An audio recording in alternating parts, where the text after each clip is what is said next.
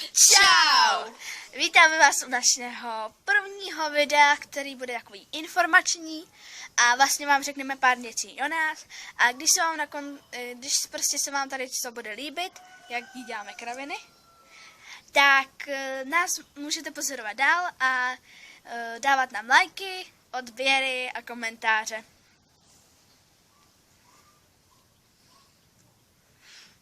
Takže, no tak moc. Jo, ty vole, jako bez prdele.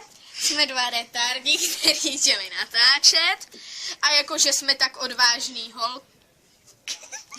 Holky.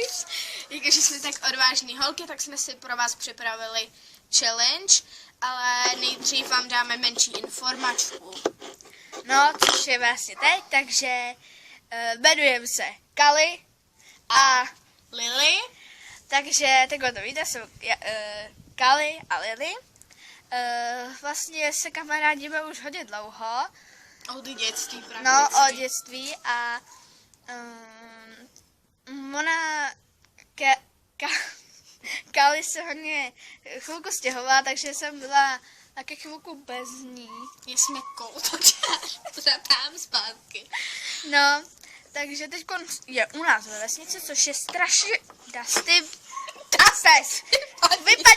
Vypadi!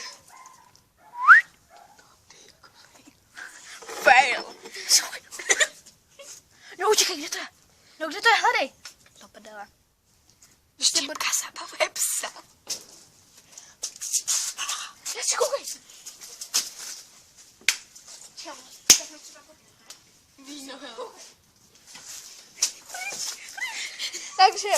Takže známe se už prakticky od dětství.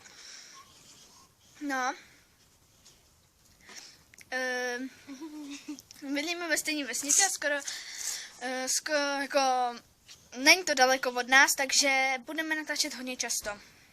Vlastně. Jo. No. Takže bychom ještě mohli říct informačku. Jo, No, takhle. rozhodli jsme se natáčet.